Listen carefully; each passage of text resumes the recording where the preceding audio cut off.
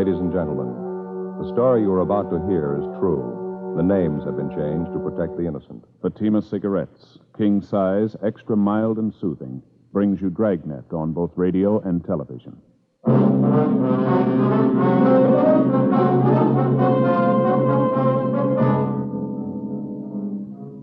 You're a detective sergeant.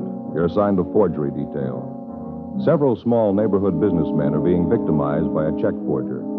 His method of operation is an old one, but the merchants continue to be swindled. Your job, get him. Friends, the name Fatima has always stood for quality. Fatimas are distinctive, with a truly different flavor and aroma. And in king-size Fatima, you get an extra mild and soothing smoke, plus the added protection of Fatima quality. Remember, in Fatima, the difference is quality. Because of its quality, its extra mildness, its better flavor and aroma, Fatima continues to grow in favor among king-size cigarette smokers everywhere. Switch to Fatima yourself today. Ask your dealer for Fatima in the bright, sunny yellow pack. King-size Fatima. The difference is quality.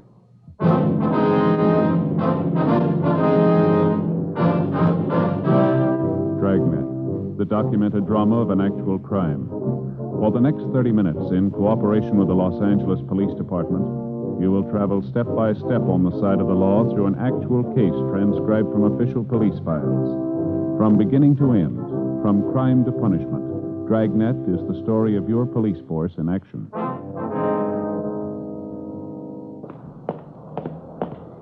It was Tuesday, July 22nd. It was hot in Los Angeles. We were working the day watch out of forgery detail. My partner's Frank Smith. The boss is Thad Brown, chief of detectives. My name's Friday. I was on the way into work, and it was 7:50 a.m. when I got to room 29. Forgery detail. Morning, Joe. Frank, how's it going? Well, what'd I tell you? What do you mean? Well, what'd I say just last night when we signed out? I don't know. What did you say? You remember. Well, look, Frank, it's been a hot night. Looks like today's going to be hotter. No guessing games, huh? Well, that's just it. It was hot, just like I told you last night. Well, all right, you convinced me. I don't get it, but it's okay. Joe, I told you yesterday. Must have said it 5 or 6 times at least. Earthquake weather. That was the last thing I said to you before we went home. Earthquake weather. Yeah, I know. Well, I guess you'll believe me now, huh? This is what they call earthquake weather. Well, look, we're not going to go through all that again, are we? Well, Joe, you felt it, didn't you? Well, sure, I felt it. Everybody did. That doesn't put any more foundation under that old wives' tale of yours. You ought to believe it now if you never did before. I tell you, Joe, in this kind of hot and muggy weather, you get earthquakes. All right, you win. What about last July? We didn't have any then, do we? Well, not every year, no, but that doesn't change it. All earthquakes hit in this kind of weather, Joe. Oh, yeah, sure they do. Now, you tell them that up at Berkeley, you're going to change the whole seismograph theory, Frank. Well, they can't tell you when you're going to get one, only how bad it was after it hits. That's what we need up there, Joe, some kind of a gadget to tell us when. Well, why worry? You can tell from the weather. Excuse me, am I in the right place? Is there an Officer Smith around here? Yes, sir, I'm Frank Smith. What can I do for you? My name's Martin Miller. I run Marty's Mart at 6th and Benson. Beg your pardon? Marty's Mart, little grocery store at 6th Street on the corner of Benson. Oh, yes, sir. Mr. Alms from the bank sent me up to see you. Yeah, sure. This is my partner, Sergeant Friday, Mr. Miller. How are you, Mr. Sure, Miller? how you do? Alms over at the B of A called just before you got in, Joe. Said he was sending Mr. Miller over to see us. Oh, I see. Why don't you have a chair, Mr. Miller? Here. Joe, Alms says that somebody's forging Mr. Miller's checks. Your personal check, sir? No, sir, my business checks. Marty's Mart, 6th and Benson? Let's see if we have this right, Mr. Miller. Yes, sir. According to Alms, there have been 7 checks passed. They were all passed last Saturday night. Is that correct? That's what he told me, yes, sir. That's why I come down to see you, but that's not quite all. How's that, sir? Well, you see, as soon as I talked to the bank and I found out that somebody was forging my checks, I went home and told the wife about it. Yes, sir. Well, the bank tells me the man who's been doing the dirty work's a fellow by the name of Roger Theodore or something like that. Yes, that's right. That's the way we have it here. Oh, you know this man? You got him arrested already? Oh, no, sir. I mean, that's what Mr. Alms over at the bank told us. Oh, yeah, sure. I didn't think you boys would move that fast. That'd be pretty fast work there. Now, you say there were 7 checks of yours that this Theodore has forged, is that right? No, sir, that's all the bank knows about. The wife and I did a little detective work on our own. Is that right? You bet we did. Emma and me went through our checkbook, and guess what? Yes, sir. You say 7, me and Emma say 14. Well, how do you mean, sir? 14, that's how it come for you. Well, how do you mean 14? Well, the bank's only found 7 of them, but he actually stole 14 of our business checks. Well, you say you found that out after looking at your checkbook? Yes, sir. Got the figures right here in my vest pocket.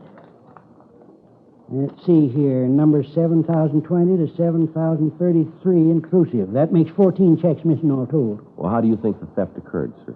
He stole them right out of the back part of the checkbook. Didn't think nobody'd find that out. No, sir. What we mean is, how did the thief gain access to your checks? Do you leave them out in the open where people could get at them? Well, they're in a plain black-covered book. Emma always makes out the checks most of the time. When she's through, she generally leaves them down underneath the counter in with a size 12 paper bags. That way we always know where to find it. You know, a place for everything, so on. Mm-hmm. About when do you think the theft occurred, would you know? Well, it'll be kind of hard to tell as to the exact time. Well, when did you say you and your wife first noticed they were missing? This morning, right after we talked to the bank man. That's when I got the idea to go through the checkbook. My wife didn't think so much of the idea, but she found out I was right. Well, would you have any idea at all as to who might have taken the checks? Anyone suspicious loitering around your store or anything like that? No, I don't believe so. Emma and I know most of the people around our neighborhood. But I wouldn't think any of those folks would do a thing like this. Well, how about some transients? Somebody might have come in the store that you never saw before? No, nobody I can recall. You live in the back of the store, Mr. Miller? Yeah, how'd you guess that? Say, you fellas are real good. I was just wondering, sir, would it be possible somebody could have broken in during the night? No, sir, not a chance. No, we could have told that. Well, how about when you and your wife have lunch? Is it possible that you might leave the store unattended for short periods while both of you are in the back, maybe? Say, that's right. You ever run a store? No, sir. Hey, George, that just could have happened, all right. Me and Emma lots of times duck in the back and sit down and grab a bite of lunch or a little cut of Tillamook cheese on a cracker, you know. Yes, sir. Hey, George, I'll bet that's what it could have happened, all right. And do you figure the checks were taken in the last month, or about when, would you say? Well, let's see. Must have been sometime during the last couple of weeks, if memory serves. That's about when we received our new checkbooks. Last couple of weeks. That must be it. I see. Well, we want you to give the stenographer a full report of this, sir. Here, Frank, I got the approval slip all made out. Now, if you'll be kind enough to take this slip down to room 23, the stenographer will take your report. Oh, thank you very much. We appreciate you coming in, Mr. Miller. We'll keep you informed of the developments of the case. Here's our card. If you hear anything, appreciate you giving us a call. Well, fine. Thank you very much.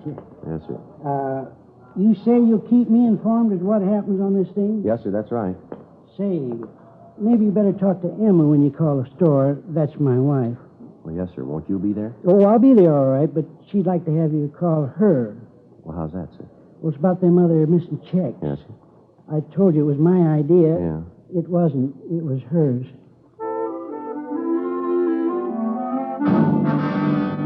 9:30 a.m. Martin Miller went down the hall to make his report. Frank and I checked the name Roger Theodore through our files and also through R&I, but there was no record on him. 10:02 a.m.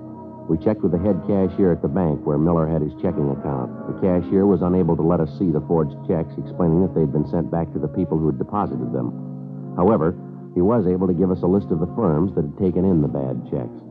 They were all large supermarkets in the central Hollywood area. He told us that the checks had varied in amount from $32.50 up to $78.97, and that each check was made out to a Roger G. Theodore, with the endorsement on the back of the check also by Theodore. 11:25 a.m. Frank and I drove out to a market at the corner of Franklin and Yucca. It was a big place with fruit stands along the front and large signs saying, "We never close." Where do you think we find the manager?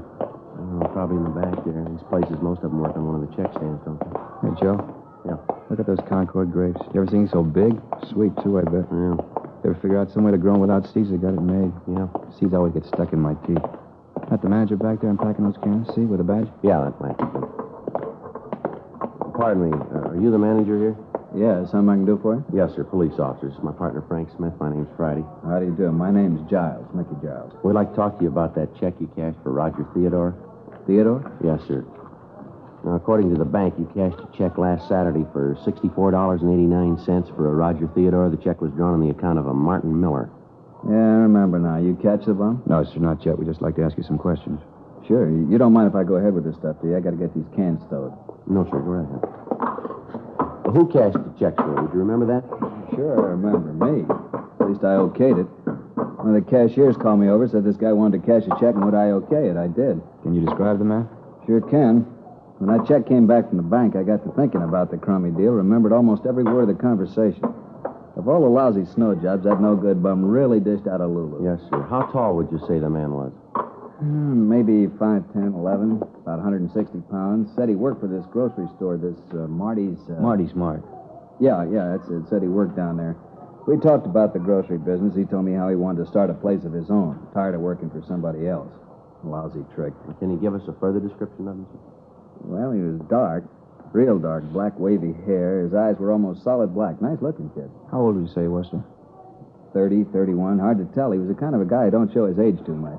Do you remember what time he came into the store? Yeah, it was right after I announced the sale of day-old bread on the PA. That'd make it about 8:30 or 8:40. I always try to make it then so we won't be stuck with a lot of bread the next day. You know, get it off the shelves. It's not really a day-old, but by the time these women get through squeezing it, it sure looks like it's been on the shelves a long time. Well, are you in the habit of cashing checks here often, sir? And we never cash personal checks. Get stuck too often. We will cash payroll checks if a guy's got identification. Theodore have identification? Sure, had his driver's license. Do you have the check now, sir?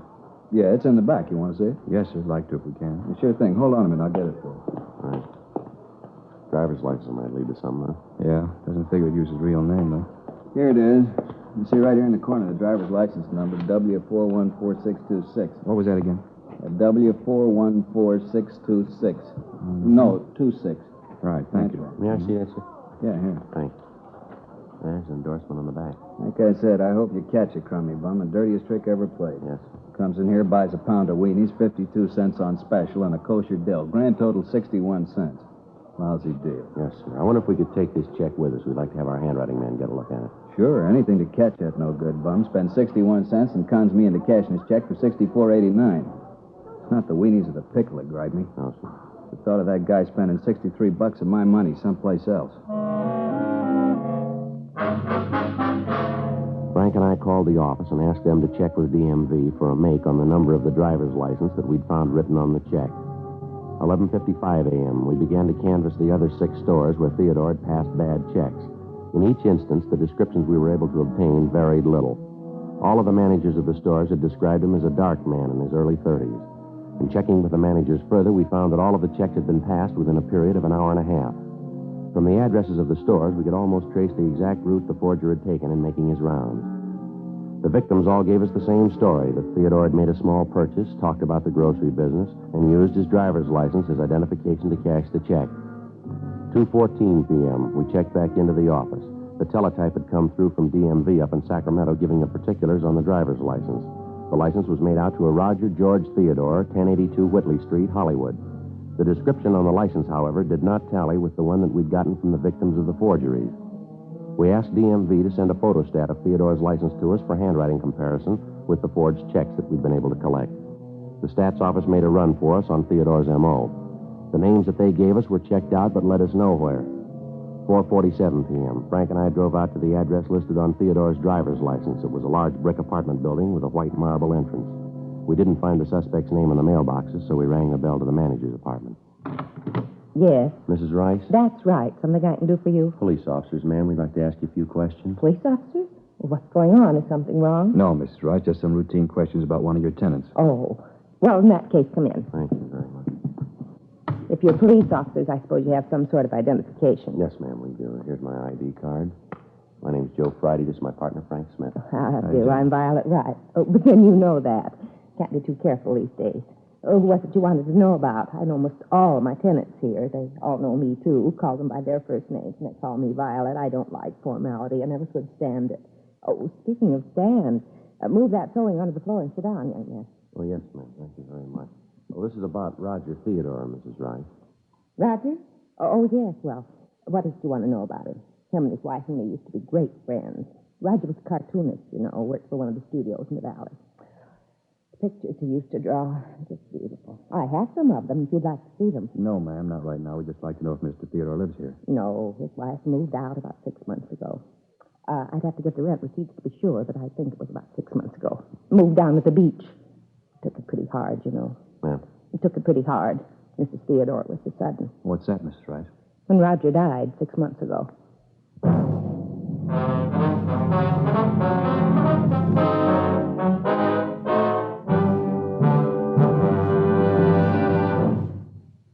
You are listening to Dragnet, authentic stories of your police force in action.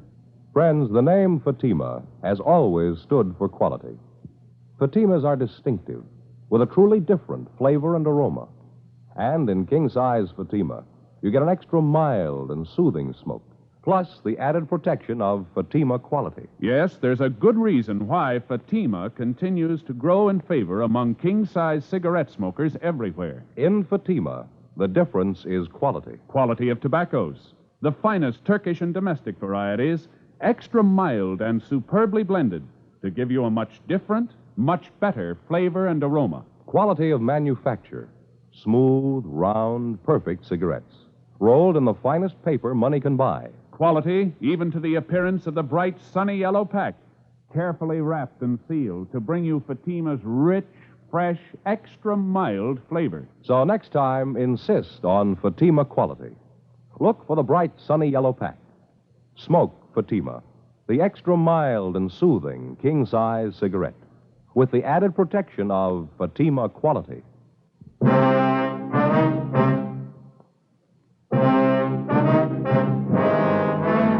The apartment house manager, Mrs. Rice, went on to tell us that Roger Theodore had caught a bad cold and that it had developed into pneumonia. She told us that his death had been very sudden and that his passing had hit his wife very hard. We questioned her about the other tenants in the building who were friendly with the Theodores, but she was able to add little information to what we already had.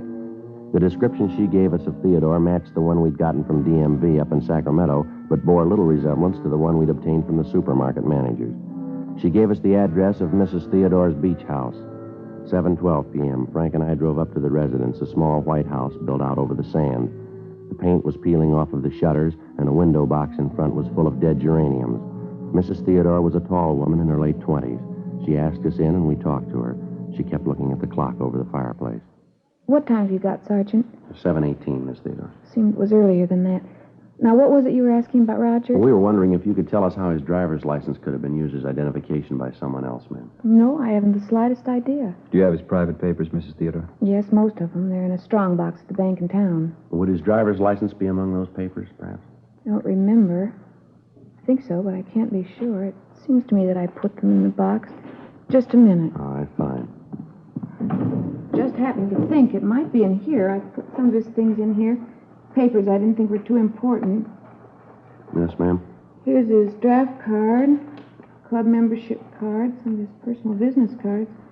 See, he drew a caricature of himself. He was very clever about things like that. Yes, ma'am. Seems to me that I've seen his license someplace. No, it's not here. Well, where did Mr. Theodore keep the license, ma'am? He used to keep it out in the glove compartment of the car. Of course, I knew I'd seen it just a few days ago. It's in the glove compartment. That's where it is. I wonder if we might see it, ma'am. Surely. What time have you got, Sergeant? At 7:20? Thank you. Certainly turning cold all of a sudden. Yes, ma'am. Fog's coming in. We usually have it this time of year. Days have been so nice. Warm. That's funny. What's that, ma'am? I was sure it was here. Saw it just the other day. Now it's gone. And the other things, too. Gone, ma'am? Yes, the driver's license and his Social Security card. They were both in a little celluloid folder. Kept them together in here. That's funny. Was it possible that you might have taken them out of the car? No, I have no reason to. I hardly ever use the glove compartment. No, I'm sure they were here. Well, maybe you picked something else up and the license came with it? Maybe. Look through my purses. I might have picked them up. Okay, fine. It's going to warm up a little. I'll build a fire tonight. I understand where that license might have gone. Have to ask Lloyd. Lloyd?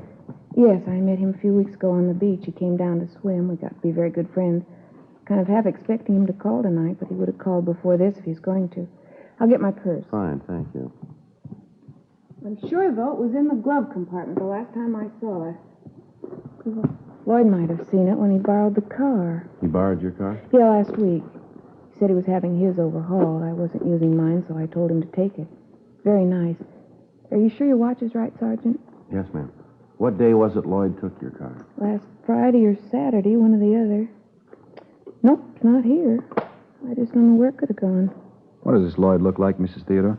Lloyd, he's a nice-looking boy. Dark hair, dark eyes. Nice-looking boy. About how old is he, ma'am? Well, I never asked. I'd guess 30, 31. Lloyd. Well, what's his last name, ma'am? Stratton. Lloyd Stratton. Why are you asking all these questions about him? Has he done something? Is that it? Well, we don't know, ma'am. Do you know where he lives? Someplace in Hollywood. I don't know the number. He hasn't got a phone. I called information once. They didn't have a listing. When was the last time you saw him, ma'am? Monday. He came down to take a swim, and we talked. You must be mistaken, officers. He couldn't do anything dishonest, I know. But the last time he was here, he was a little short of cash. I offered him $50 to tide him over. He didn't want to take it, but I insisted. I didn't have enough to do it. What's that, ma'am? He wanted me to cash his payroll check. We questioned Mrs. Theodore further, but she couldn't add anything to what she'd already told us. She was unable to give us the names of any of Stratton's friends, his relatives, or tell us where he might be employed. 7:46 p.m. Frank and I drove back to the office. We ran the name and description of Lloyd Stratton through R&I. They came up with several possible suspects. In the process of elimination, we were left with one name, Lloyd Stimpson, who had as one of many aliases the name Lloyd Stratton. His description tallied closely with the ones we'd gotten from the victims of the forgeries. His record showed him to be a two-time loser on parole from San Quentin at the present time. He'd been convicted both times for forgery. In checking the suspect's handwriting card, Don Meyer was able to tell us that the writing on the checks and the exemplars of the suspects were the same. We obtained mugshots of the suspect and drove out to check them with the victims. 9:22 p.m. We got to the market at the corner of Franklin and Yucca Streets, the manager's office. Mr. Giles? Yes? Oh, you're the officers who were here this morning. You caught the guy yet, the one who forged that check? No, sir, not yet. We'd like you to look at some pictures, if you would. The guy? You got pictures of him? Figures if you had pictures of him, you'd catch him. Well, we think we know who he is, Mr. Giles, but we'd like you to check these pictures just to be sure. Fine, glad to help. Kind of get that bum. Yes, sir. Here are the pictures, Mr. Giles. Good. Let me sit down here and get this stuff off my desk. All right, fine. Now, just look through some of them, sir, and see if the man is there, if you would. Yeah, let me spread them out here. I'm playing solitaire. Look at that one. Mean-looking fellow, real criminal type. No, that's not him. No. Wait a minute. Yes, sir? This one. Right here. He's the guy. He's the one who cashed the check. You sure, Mr. Giles? I'm positive. That's him. All right, sir. Thank you very much. It's all right, officers. Glad to help. This fella, Theodore. Well, his real name's Stimpson, Lloyd Stimpson. Yeah, well, this Stimpson, he done this sort of thing before? Sir? Forged checks. Well, yes, sir. He's been convicted twice. How about that? Lousy thing. I wonder what he tells his friends when they ask. What's that? About his work. Probably tells me he writes for a living. We checked with the other victims of the forgeries. We were able to get 3 more identifications of the suspect. The rest of the people involved couldn't be reached at the time. We contacted the suspect's parole officer, and he gave us his last known address, and he said that he'd give us whatever assistance he could in apprehending Stimpson, alias Stratton. In checking the address furnished by the parole officer, we found that the suspect had moved a week before and left no forwarding address. A local and an all-points bulletin was gotten out on Stratton. There were still 7 checks to be accounted for, and none of these had been reported to us as having been forged and passed. In addition to the local and the APB, we got out a special circular giving the description of the suspect, his picture, and a sample of the forged checks. It was distributed to all supermarkets and check-cashing agencies in the area. We requested that if the suspect attempted to cash one of the checks, forgery detail be notified at once, and, if possible, that he be delayed until we could pick him up.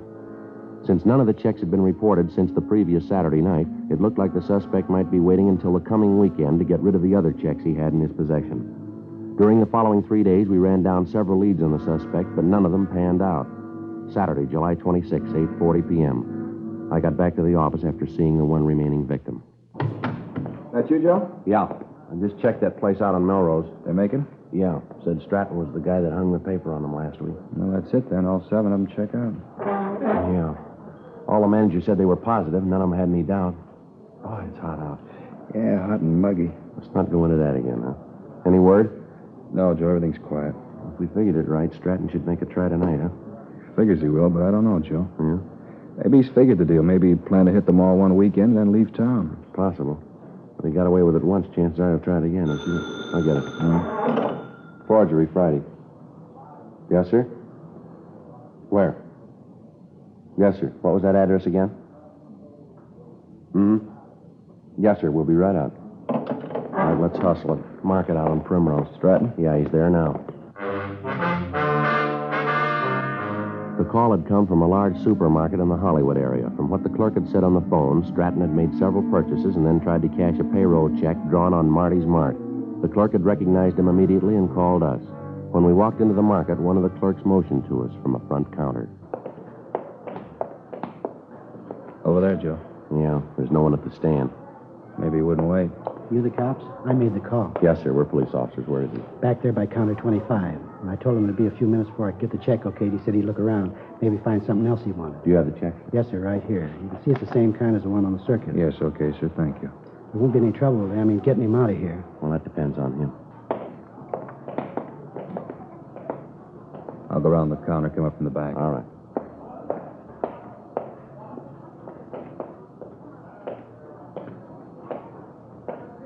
Mr. Theodore? You Roger Theodore? Yes, you the manager here? I don't see what the problem is. It's a payroll check. If you don't want the business, there are other stores I can go to. No, police officer, Mr. Stratton. I want to talk to you. Certainly, but there's some mistake. My name's not Stratton, it's Roger Theodore. No mistake, mister. Let's go. No. Come here.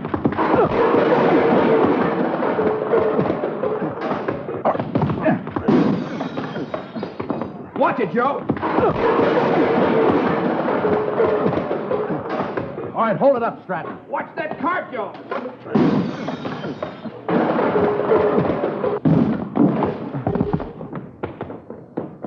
Outside. Get in the car, Joe. All right, hold it up, Stratton. Stay where you are. Don't shoot. Don't shoot. I won't try anything. Don't shoot. All right, out of the car, mister. I'll shake him. Oh, what's this all about? What are you trying to prove? He's clean, Joe. Hands behind your back. Want to check the car, Frank? Yeah. You won't find anything. There's nothing to find. A few groceries, that's all. Must be some kind of mistake. No, I don't think so, Stratton. Frank, what do you got? Looks clean, Joe. Just checking the seat covers. You sure you got the right guy? You keep calling me Stratton. I told you my name's Theodore. Look, get my driver's license out of my pocket. It'll tell you who I am. All right, let's come off it. We know who you are. We got your record and a dozen people to identify you. Joe? Yeah. Found these under the seat covers in the back. Checks from Marty's Mart. So what? No law against having a few blank checks, is there? Only when you try to cash them.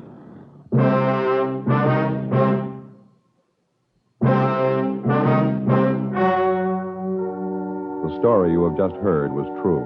The names were changed to protect the innocent. On October 21st, trial was held in Superior Court, Department 87, City and County of Los Angeles, State of California. In a moment, the results of that trial. And now, here is our star, Jack Webb. Thank you, George Fenneman. Friends, there's a good reason why Fatima continues to grow in favor among king-size cigarette smokers everywhere. In Fatima, the difference is quality. Quality that gives you extra mildness and a really different flavor and aroma. That's right, Fatimas are distinctive. In king-size Fatima, you get an extra mild and soothing smoke, plus the added protection of Fatima quality. Ask your dealer for Fatima in the bright, sunny yellow pack.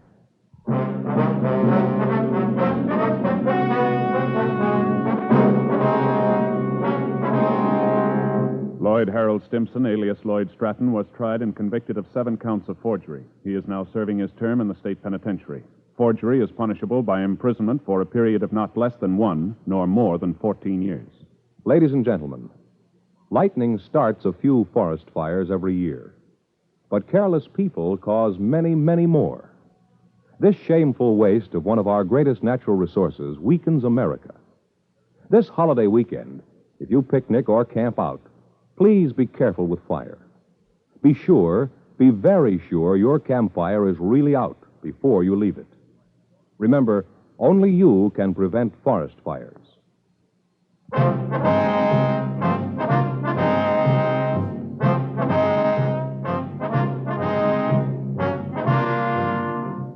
You have just heard Dragnet, a series of authentic cases from official files.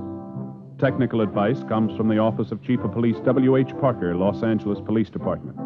Technical advisors, Captain Jack Donahoe, Sergeant Marty Wynn, Sergeant Vance Brasher. Heard tonight were Herb Ellis, Cliff Arquette, Virginia Gregg. Script by John Robinson. Music by Walter Schumann. Hal Gibney speaking.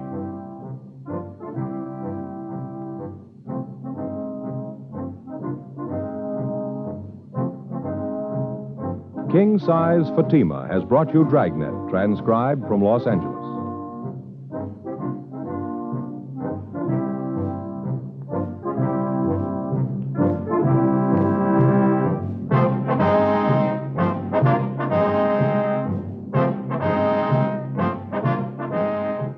Friday, hear the Mario Lanza Show over NBC.